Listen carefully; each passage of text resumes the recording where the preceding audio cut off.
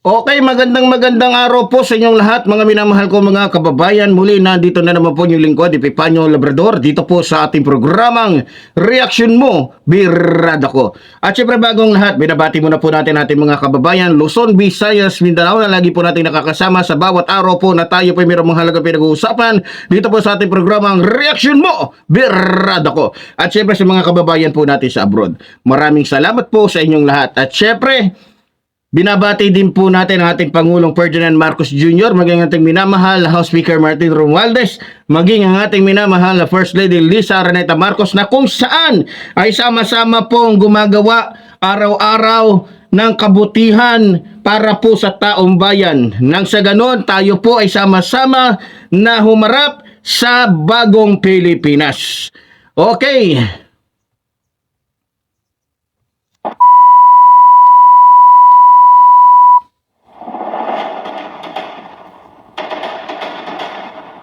Okay, ang oras po natin ngayon ay ganap ng alas 9 ng umaga. Araw po ng Martes, April 8, taong kasalukuyan 2025. Okay?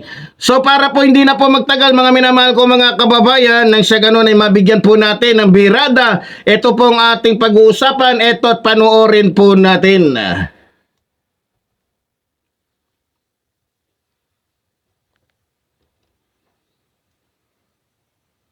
Breaking news. Iglesia ni Cristo minister arrested for inappropriately texting a 12-year-old girl. Lumabas lang yung balita na ito hours ago at ngayon inaresto siya ng NYPD sa Staten Island dahil nagte-text siya ng inappropriate messages sa isang 12-year-old na babae. Para malaman natin na totoo yung sinasabi ko na naaresto siya, pwede niyo siya i-search sa New York State Unified Court System.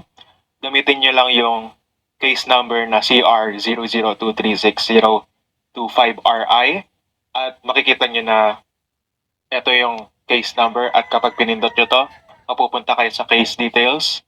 Ang defendant ay si Glennon Salvador Payabyab, 1982 pinanganak, 43 years old, at nangyari yung insidente na to noong March 31, 2025 at inaresto siya noong April 3, 2025. So, mga kaninang umaga lang kung pagbabasayan natin yung time zone ng US at Philippines. Ayan, defense attorney na si Kyle Todd Peters sa Staten Island, New York at magkakaroon siya ng court appearance sa June 3, 2025. So, wala pa siyang sentence pero inaresto siya dahil may ebidensya. Ayan, basahin natin ito. In Staten Island, a 26-year-old mother reported to police that on Monday around 12:47 p.m., her 12-year-old daughter was at a yard sale outside of a home in New Springville. It was at that time that the young girl was allegedly approached by Glennon Salvador Payabyab, who began to question the 12-year-old about the items for sale as explained by the NYPD's Deputy Commissioner of Public Information's Office. The mother says that her daughter gave the defendant her phone number and as it turns out, Payabyab lives just a couple blocks away from the site of the yard sale in New Springville. So ano ba yung inappropriate messages na sinend nitong si Glennon Salvador Payabyab? Ayan ang mukha niya. Yang walang niyang manyak na yan. So ito yung mga pinadala ni Glennon Salvador Payabyab sa 12-year-old na batang babae. As alleged in court documents from Monday through Thursday, Payabyab sent over 20.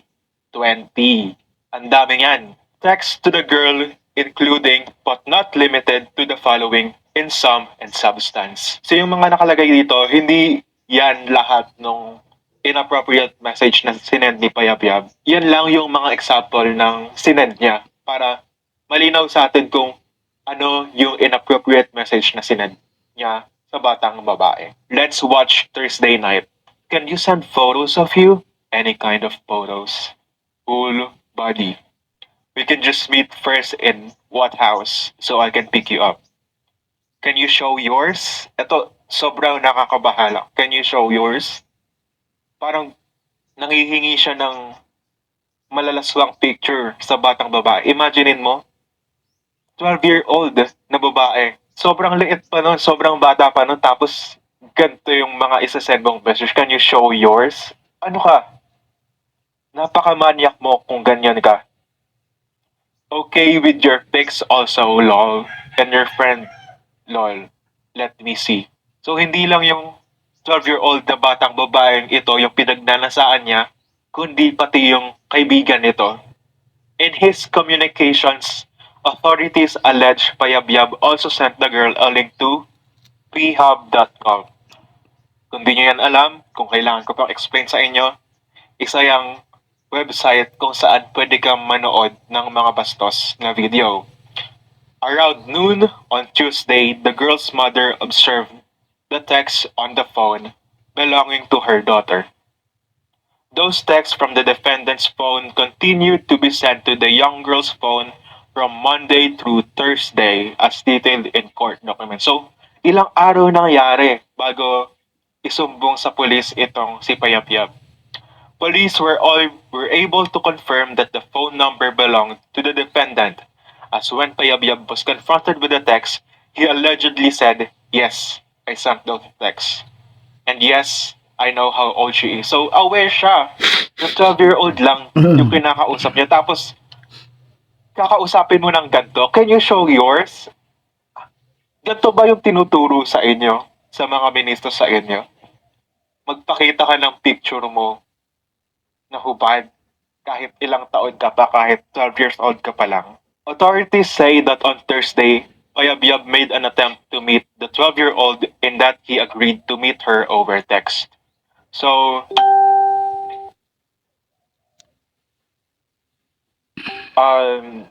yung text na to is, dito na siya nahuli.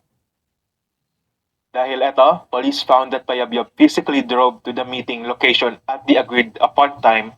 Court documents indicate he was arrested the same day. So, dahil gusto niyang makipagkita sa batang babae na ito, nagpunta siya mismo sa location na pagkakitaan nila, sa meeting place nila, at doon siya inumbangan ng mga pulis. Sobrang talino ng mga pulis na ito. Kailangan talaga binabantayan mo yung mga anak mo or mga batang kapamilya mo dahil di mo alam kung sino na lang yung mga kumakausap dyan, lalo na sa social media, di ba? Payabyab faces one count of endangering the welfare of a child, a misdemeanor child, as listed in a court document. So, ito yung sinabi ng attorney ni Payabyab. These are deeply troubling allegations. Siyempre, dahil pedophilia yan, sobrang bigat na accusation yan dahil batang babae. But they are mere allegations that Mr. Payabyab vehemently denies. So, dinedenay niya pa kahit siya yung nag-send ng text at alam niya kung ilang taon na siya. Mr. Payabyab is a respected member of the community with no criminal history or prior accusations of wrongdoing. We are gravely concerned about the tone and nature of online rhetoric surrounding this case. We have already seen threats of violence and calls for extrajudicial punishment that have put Mr. Payabyab and his family in fear of physical danger. We understand the intense emotions the allegations have stirred in our community, but an investigation is ongoing within proper legal channels. If found guilty, Mr. Payabyab will face the full weight of the legal system. We urge the community to allow the legal process to proceed and to resist the temptation to respond with threats or violence. So, ayun, binibigay na nila yung karapatan na mag-investigate sa mga authorities. Ayun, dedepensahan nila sa June kapag nangyari na yung court appearance. May video tayo kung saan Okay, doon muna tayo no sa naging pahayag ng ating kapatid. Tama yung sinabi niya, yung salitang binitawan niyang, yan ba ang tinuturo sa inyo? Ha? Kasi sa iglesia ni Manalo, kung ituring nila yung kanilang mga ministro, santo eh. 'Di ba? Pag tinignan mo yung mga ministro ni Manalo, akala mo talaga Hawak na hawak nila at nasa kanila ang katotohanan, pati ang katuwiran. Pati yung pagiging banal. O ano? Eduardo Manalo, anong masasabi mo? Yan ba tinuro mo sa iglesia? Ha? Sa iglesia mo? Yan ba tinuturo mo sa mga ministro mo? Ha? Ang makipag-usap sa underage na babae para mag-utos na magpakita ng mga masiselang bahagi ng kanyang katawan. Pero kung sa bagay, hindi na ako magtataka. Alam mo kung anong issue, ha? Ng pinakapinuno ninyo na si Felix Manalo. Kilala mo naman siguro yung babaeng ang apelyido ay Trillanes. Na minolest siya, pinagsamantalahan ni Felix Manalo. Alam mo. Pero, syempre, basta iglesia ni Manalo, magaling yan mag-deny. Tingnan nyo. Syempre, dahil nasa kote na, nahuli na, inamin pa nga, nasa kanya nga yung numero, at alam niya na 12 years old yung babae, tinatanggi. Sanay na sanay dyan ang iglesia ni Manalo. Yung itanggi, yung lahat ng kanilang mga krimen na ginagawa. Sanay na sanay dyan ang iglesia ni Manalo na itanggi yung lahat ng kanilang mga kahayupan, mga katarantaduhan, mga kagaguhan na ginagawa. Lalong-lalo na dito sa bansa natin. Mga kababayan. Diba? Tinatanggi. Huling-huli na nga eh. Diba? Ganyang kamanyakis.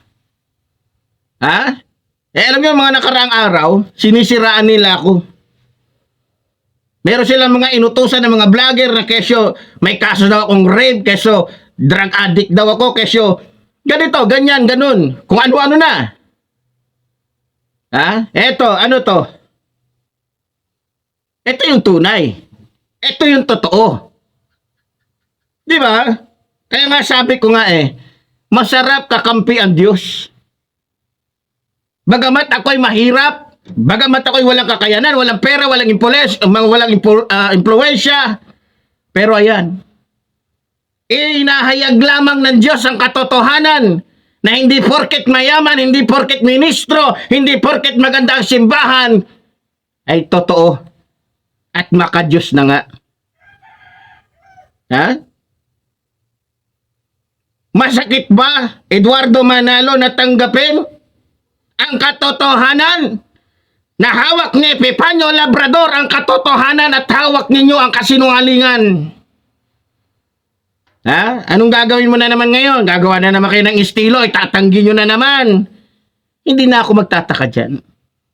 Dyan kayo magaling. Dyan kayo bihasa. Kahit nga ministro mo di ba? Umamin na. Pero pagdating sa abogado, tinanggi na. Pero ang tanong, makakalusot ba? Pero natitiyak ko hindi makakalusot Kasi hindi naman Pilipinas yun. Pero kung Pilipinas yun, tahimik. Alam nyo ba, na kung hindi lang maimpluwensya ang iglesia ni Manalo sa bansang ito, maraming mga ministro ng iglesia ni Cristo ang nasa kulungan na. Maraming mga membro ng iglesia ni Cristo ang magpapasikip sa kulungan ng bansang ito dahil sa dami ng kanilang mga ginagawang kahayupang katarantaduhan. Yan ang katotohanan. Kaya nga marami nag-iiglesia Kasi bakit? Yung iba, kaya nag-iiglesia para protektado sa kanilang mga kasamaan. Protektado sila sa kanilang mga kahayupan. Protektado sila sa kanilang mga kajabluhan. At yan ang katotohanan. O ano? Di ba? Sira pa more. Gumawa pa kayo ng content para sirain si Epifanio Labrador. Pero isa lang ang masasabi ko sa inyo. Eto, regalo ko na to sa inyo. Mga putang ina ninyo. Ano? Eto, tuloy natin para mas masaya.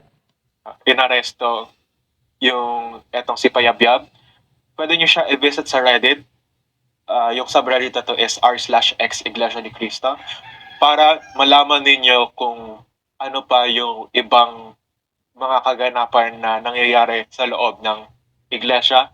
Lalo na yung mga cases na ito kung saan yung mga batang babae ay sinesexually abused or may mga pedophilic tendencies yung mga ministro na ito.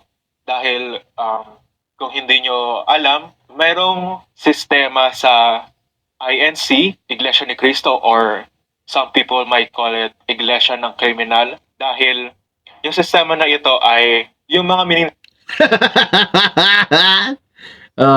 Iglesia pala talaga na kriminal. Ang tawag pala talaga dito sa Iglesia ni Manalo, Iglesia ng kriminal. At yan ang totoo, di ba? Huwag nyo nang itanggi.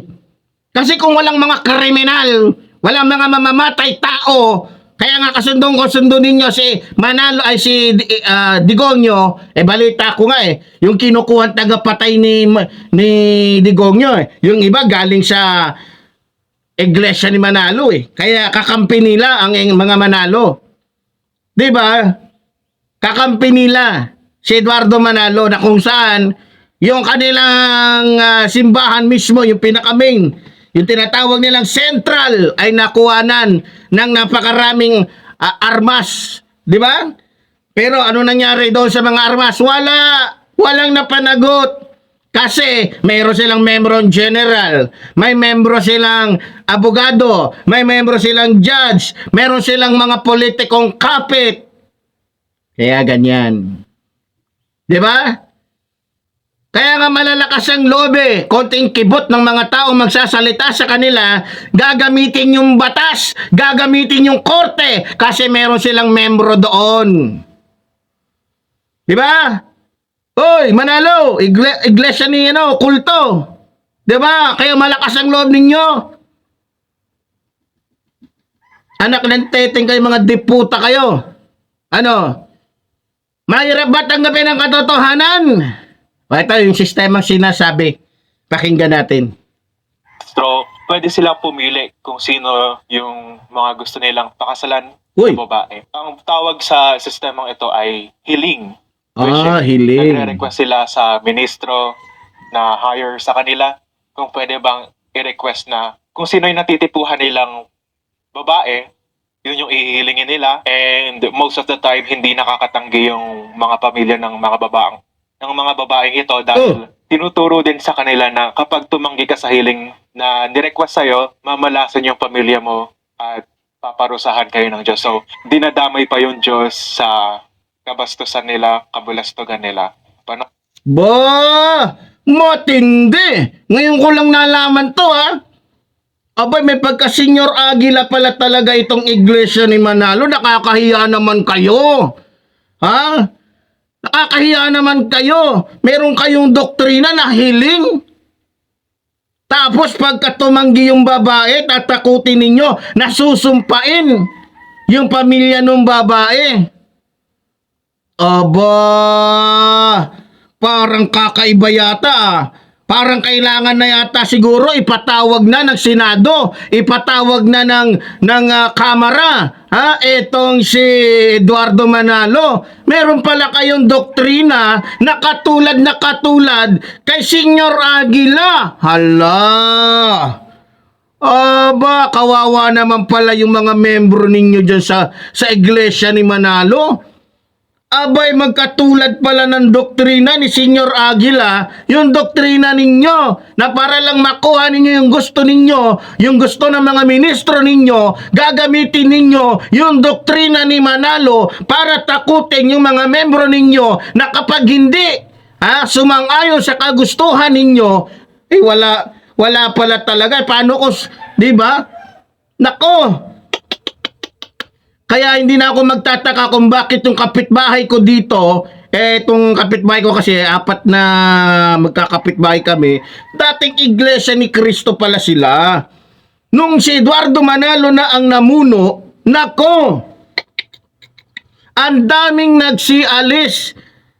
Totoo pala yung balita, simula na si Eduardo Manalo na ang namuno sa Iglesia ni Cristo, ang dami ng kabalbalan, ang dami ng kalokohan, ang dami ng kahayupan, ang dami ng katarantaduhan, ang dami ng kajabluhan na nangyayari. Kaya pala, nagkaroon ng kaguluhan dyan sa loob mismo ng Iglesia ni Manalo. Bakit? Dahil umaalma na yung ibang membro ng Iglesia ni Cristo na nakakakita ng kanilang mga kabulukan. Kaya pala si Ka Angel Manalo ay pumalag na sapagkat nakikita nila na iba na at hindi na tama ang nagiging sistema ng nasabing reliyon. Kawawa naman. Mga kababayan, no? Papasok pa ba kayo sa reliyon na yan? Wala kayong magagawa. Pati yung pag-aasawa, kontrolado ng Iglesia ni Manalo. Pag nagustuhan yung anak mo ng ministro na mukhang tukmol, mukhang kabayo, mukhang kambing, mukhang kapre, mukhang chihuahua, walang magagawa yan. Pag nakursunadahan yung anak mo, kahit pa yan ay kamukha ni Aramina, kamukha ni Christine Hermosa, walang magagawa yung anak ninyo. Kaya kayo mga Katoliko at iba't ibang mga reliyon, iwasan nyo yung reliyon na to. Nako, magiging kasangkapan lang kayo ng mga ministro ni Manalo. Grabing doktrina yan. Mukhang sa tingin ko, sasang-ayon siguro sa akin ang ating mga kababayan, kapag sinabi kong wala sa Biblia yung ganitong katuruan na mismo ang reliyon ang magbibigay ng asawa para doon sa babae o doon sa ministro. Sa pilitan ang nangyayari. Talagang senior na senior agila yung datingan. Kayo mga mambabatas, kayong mga senador, mukhang kailangan nyo yatang gamitin yung inyong kapangyarihan para imbestigahan yung Mongoloid na si Manalo, si Eduardo Manalo na mukhang Mongoloid. Baka naman takot kayo kasi napapakinabangan ninyo tuwing eleksyon yung Iglesia ni Manalo. Alam ko tuwing eleksyon pinapakinabangan ng mga politikong sakim sa pera at kapangyarihan yung kultong ito. Kawawa naman. Grabe pala talaga, buti na lang talaga. Pasalamat na lang talaga ako. Hindi ako naging Iglesia ni Manalo. Kung hindi, nako, katakot-takot. Baka kung ano lang magawa ko. No? So, tuloy natin mga kababayan. Natin yung video, ang pag-aresto kay Payapyap. So ito yung part na kung saan ito yung time na hinuhuli na yung tukmol, yung tukmol manyakis na ministro ni Eduardo Manalo na tinuruan niya na maging manyakis. Kasi hindi naman magaganyan niya kung ang tinuro diyan mabuti, 'di ba? Kasi hindi naman, alam niyo naman, di ba? Kung ano ang inutos, yun lang naman yung susundin, di ba? Ang usapan dito, maliwanag. Lahat ng ginagalaw, lahat ng ginagawa ng ministro, ng mga membro, yan ay sang-ayon sa inuutos di umano na kanilang nakakataas. So, ibig sabihin, pati ito, kasama ito. Kasama ito sa kanilang doktrina. Naniniwala ko, ito yung tinuro ni Eduardo Manalo sa kanyang membro, sa kanyang ministro. Tingnan nyo kung ano nangyari sa kanyang ministro na tinuruan niya na mamolestya ng 12 years old. To protect our children. You should have never ever been named protection of 12-year-old girls. Okay? No, I'm not. I'm not. Ayan Yes, po you si was, sir. Payapyap. You should have never been texting a 12-year-old girl, you piece of shit. Glenn, you have anything on you that I need to know about? Do you have anything on you that I need to know about right now? No. Ayan, kung di nyo alam, nakasuot siya ng pang-ministro. Yung pin na ito ay yung mga ministro lang sa kanila ang nagsusuot. Hindi kanila papayagan basta-basta na magkaroon ng ganito. At basta-basta magsuot ng ganyan dahil importante sa kanila yung reputasyon nila. So, eto si Payabyab, isa siyang ministro ng INC, Iglesia ni Cristo, at yun din yung sasabihin niya later in this video. So sa madaling salita, yung pin na yun ay sinusuot lamang ng mga ministrong manyakis na mayroong reputasyon. Tama ba? Reputasyon. Yung mga ministrong may reputasyon ba o yung dahil yun ay may, di ba? So pag may nakita kayong iglesia ni Manalo na may ganyan, lumayo-layo na kayo. Lalong-lalo na sa mga kabataan na mula 3 years old hanggang 12. Nako, delikado. Huwag kayo didikit sa mga ministro ng iglesia ni Manalo. Delikado. Mga manyakis yan. Yan ang tinuturo. Tingnan nyo, mga kababayan. Ingat-ingat po kayo basta sa mga ministro. Lalo na kapag may pumupunta sa inyong mga ministro, sa inyong mga bahay, mag-ingat po kayo. Mga lobo po yung mga yan. Nagpapanggap lang po yung mga yan. Tingnan nyo. Ang ganda ng damit. Ang ganda ng postura. Nakakotse. Ang ending, nahuli. Pinusasan kasi manyakis. Kaya nga sabi ko sa inyo, hindi batayan na maganda ang suot mo, nakakotse ka, maganda simbahan mo. Marami diyang mga alagad ng Diyos, mahirap. Yung simbahan, butas-butas. Walang kotse, nakabisikleta lang, pero totoo na naglilingkod sa Diyos na buhay na makapangyarihan sa lahat. Eto, tuloy natin.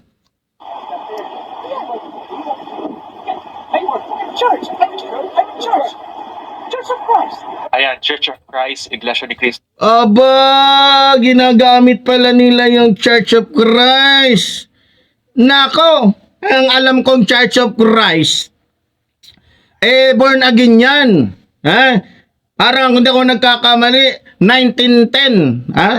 1910 na pumunta dito sa Pilipinas, yung reliyon na yan, yung Church of Christ. Kung di ako nagkakamali, mga taga Church of Christ, talagang, pero kung sa bagay, ang English naman talaga ng Iglesia ni Cristo, Church of Christ. Pero, di ba? Pero dito hindi nila ginagamit yung salitang Church of Christ, sa bagay, nasa Pilipinas naman tayo, no? Pero ganun pa man, tingnan mo, pinagmalaki pa niya. Manalo, pinagmamalaki, ng alagad mo na iglesia kayo ni Cristo. Pero mali yung sinabi niya. Doon pa lang nagsinungaling na siya. Mas kapani-paniwala pa kung sasabihin ng ministro, I am member of Church Eduardo Manalo. Mabuti pa kung sinabi niya, iglesia ako ni Manalo. Maniniwala pa siguro yung mga pulis, siguro maaawa pa sa kanya, pakakawalan agad siya. Wala, nagsinungaling paano ba naman?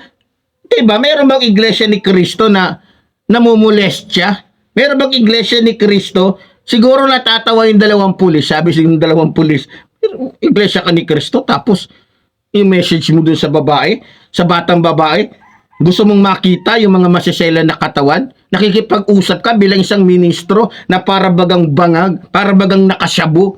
Nako, kayo naman talaga. Mga kababayan, eto, malinaw to. Sigurado magagalit na naman sa akin dito yung mga membro ng Iglesia ni Manalo. Huwag na kayong magalit. Aminin nyo ang totoo.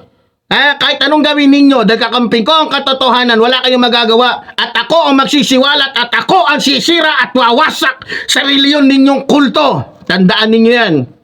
Yan yung English translation lang ng Iglesia ni Cristo, Church of Christ. So, proud pa siya na sinabi yun habang inaaresto siya ng mga polis.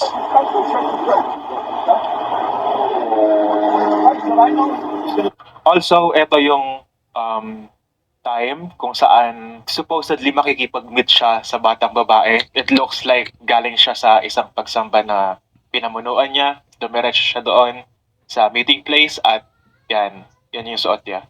Biro mo galing sa pagsamba. Nagawa pa niyang manguna, mag-preach. Malamang, siyempre, pag ito nandoon sa simbahan nila, mag-preach to. Alam niyo parang mag-preach yung mga iglesia yung mga ministro nila. Iisa yan, parang mga robot. Iisa yung SIM card. Iisa yung memory. Iisa yung galawan. Mga kapatid, ayon sa pasugo, kinakailangan ang mga ministro ay maging manyakis, abusado, manloloko, siraulo. Dahil ayon pa nga sa sinabi ni Felix Manalo na walang isa mang matuwid sa lahat ng ministro niya. Isa na ako doon. Di ba? Biro mo, tingnan niyo yung tsura, oh. Pinagmamalaki nila ang yayabang ng mga iglesia ni Manalo. Ano ngayong say ninyo? Magagalit na naman kayo sa akin. Isa lang masasabi ko sa inyo, putang ina ninyo. Send it straight to hell. No. Yeah. You're going straight to hell daw, sabi nung huli sa kanya.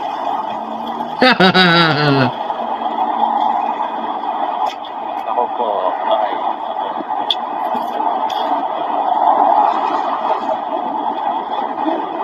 Isipin mo, alagad ka ng Diyos, tapos gato lang yung gagawin mo. Tama. Tinuringan ka pang messenger of God, tagapangaral ng mga salita ng Diyos, tapos gagawin mo. Magiging pedophile ka lang sa 12-year-old na babae at possibly sa kaibigan niya.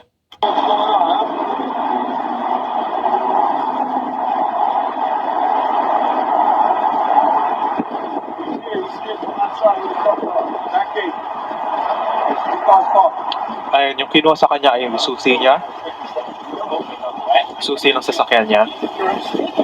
No, Glenn. We're not mistaken, Glenn. We have you on video. We're not mistaken, Glenn. Remember this name. Look at this name. You see this name? Protect our children. See me? My name is P.T. McKelly. I'm the president of the organization. Guess who you were talking to? Ayan, sa New York sila. Guess who you were talking to? Not her. You're an evil piece of shit, and you're a friend of ours.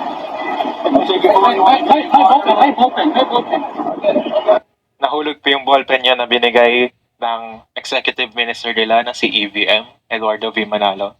Importante yun sa kanila. Where the trucks are parked on, look, across the parking lot. I'm just trying to. No, right where the double park. Get in the back of the truck right now. Alam nyo, kung sa Pilipinas nangyari ito, hindi mananagot yung lalaking ito. Ang INC, malakas yung kapit niyan sa gobyerno, malakas yung kapit niyan sa police. Maraming mga miyembro ng Iglesia ni Cristo na police mismo, ibabasura lang nila yung case na ito. Tama yung sinabi niya, mga kababayan.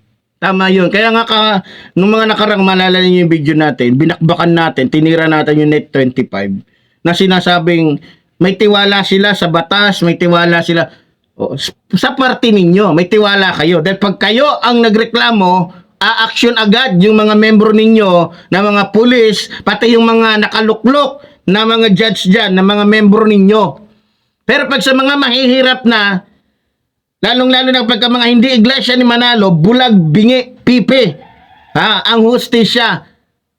Sa totoo lang, totoo yung sinasabi nitong kapatid natin, na kung ito, sa totoo lang, may mas malala pa ditong ginawa yung mga membro ng Iglesia ni Manalo, pati yung mga ministro nila. Isa na dyan yung pagpapapatay nila sa mga pare at iba pa. Yung kanilang pamumulestya, yung ginagawa nila kalokohan, katarantadohan, kahayupan, kademonyohan, kadyablohan dito sa ating bansa. Lahat yun natatabunan kasi kontrolado nila yung ating bansa.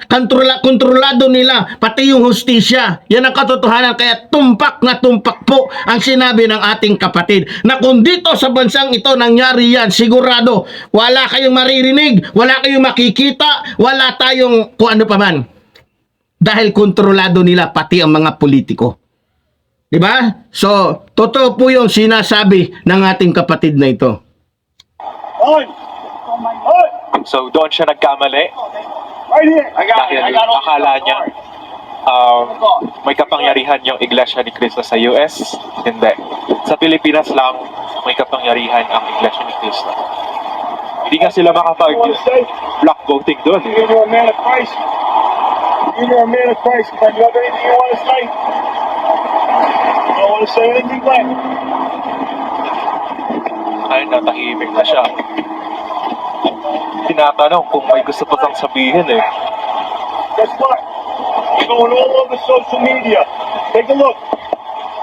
You're going all over social media, Glenn. You're an evil, evil predator. You work for Christ. You're going straight to hell, Glenn. Remember this name. Protect our children. Tell all your pedophile friends about us. Protect our children. Protect the children. Sila yung nanghuli kay Payabyab. Good to Kay see you again. Glendor. Glendor. Biro mo mga kababayan, ano, delikado pala makarating sa ibang bansa yung mga ministro ng Iglesia ni Manalo. Wala tong pinagkaiba kay Kibuloy. Tingnan nyo, dahil nakapunta sa ibang lugar, ang daming ginawa ng mga kahayupan, katarantaduhan, karumal-rumal na dream. Kaya pala kamping-kampi sila kay Kibuloy. Dahil iisa pala yung kanilang mga gawain, iisa pala yung kanilang mga estilo. Kaya pala nung si Senior Aguila, tahimik na tahimik mga kababayan. Tahimik na tahimik itong Iglesia ni Manalo kasi ganon din sila. 'Di ba? Ganon sila.